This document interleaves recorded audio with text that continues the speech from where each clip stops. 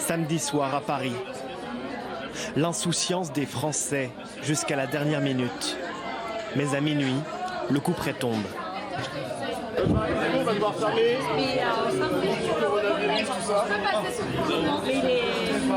Ce soir, la nuit parisienne prend fin, jusqu'à nouvel ordre. Voilà, les oranges. Qu'est-ce qu'on peut donner d'autre? On va leur donner du pain peut-être? Et une brioche? Dimanche matin, branle-bas de combat dans la cuisine de ce restaurant pour vider les stocks de produits frais. On donne le contenu de notre chambre froide, on donne tout ce qu'on a en stock parce qu'on est fermé pour une durée indéterminée. Dans les frigos, l'équivalent de 600 couverts que le restaurant a choisi de donner gratuitement à ses habitués. Alors ça c'est pour vous. Tu fais attention à de la pâte à pancake. Un geste de générosité qui attire du monde malgré les consignes de confinement. Donc c'était le truc entre voilà, faire la chose qui était correcte en termes de gaspillage, mais pas non plus voilà, créer une émeute ou une longue queue. Malheureusement, on a un peu raté sur ce coup-là. Ouais, à bientôt, on voit la réouverture. Pour d'autres, l'appel du soleil est plus fort que la raison.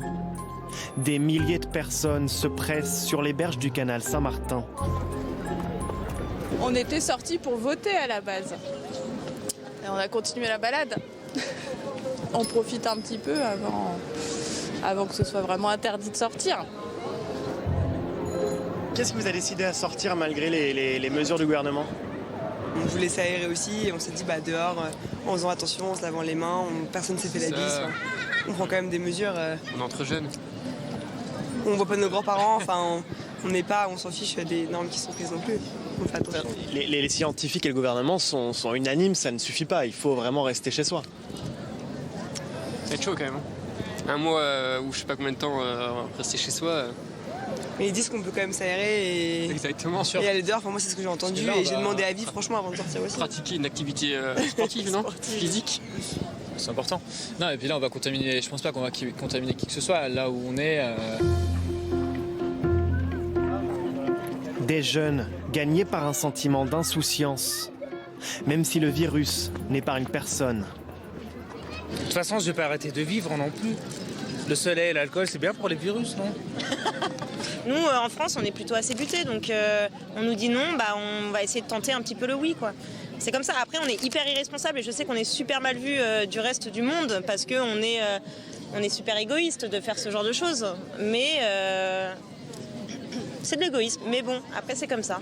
Moi, si j'avais pas eu de métro, aujourd'hui, je serais pas là parce que j'habite pas du tout dans le coin. Donc, je me suis rendue ici parce que j'ai eu un métro qui m'a permis de venir ici. Le parc, il est ouvert.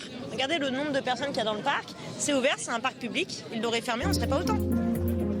Un discours partagé par de nombreuses personnes rencontrées hier.